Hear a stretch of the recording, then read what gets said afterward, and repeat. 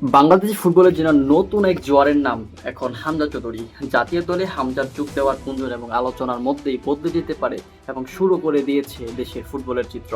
এবং শুধু দর্শক আগ্রহ নয়, এবার যেন কোচদের মাঝে তৈরি হয়েছে বাংলাদেশের কাজ করার আগ্রহ। একের পর এক হাই প্রোফাইল সিভি জমা দিচ্ছেন বাংলাদেশ ফুটবল ফেডারেশনে এবং প্রশ্ন উঠেছে, হামজার নামে কি কোচদের এই দল? বাংলাদেশ ফুটবলের দীর্ঘদিন ধরেই বড় এক মাপের বিদেশি কোচের খোঁজ চলছে, তবে সাম্প্রতিক সময়ে পরিস্থিতি যেন বদলে গেছে। ইউরোপ, দক্ষিণা এবং আমেরিকার অভিজ্ঞ কোচদের নাম ঘুরছে আলোচনায়।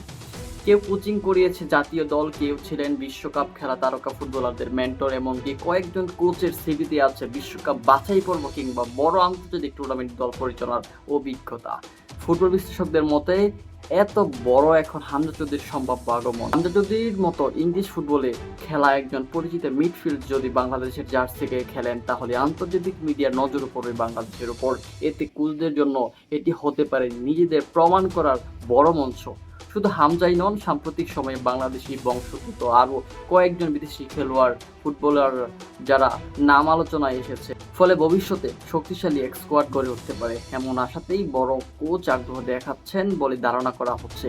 কারণ প্রতিভাবান খেলোয়াড়দের সাথে থাকলে কোচদের জন্য ফল দেখানো অধিক সহজ হয়ে পড়ে। তবে বড় প্রশ্ন হচ্ছে বাজেট। হাই প্রোফাইলের কোচ মানেই বড় অঙ্কের বেতন। বাফুফের বর্তমান আর্থিক অবস্থা সেই চাপ নেওয়ার কতটা সম্ভব তা নিয়ে রয়েছে সংশয়। অনেক সময় ভালো সিভি জমা দিলেও শুধু অর্থের কারণেই পিছিয়ে যেতে হয় ফেডারেশনকে। তবে সমর্থকদের আশা, এবার হয়তো বদলে যাবে বাংলাদেশের চিত্র। হামজাকে ঘিরে যে ইতিবাচক পরিবেশ তৈরি হয়েছে, সেটি কাজে লাগিয়ে যদি বাফুফে সঠিক সিদ্ধান্ত নিতে পারে, তাহলে বাংলাদেশ ফুটবলে নতুন যুগ শুরু হতে পারে।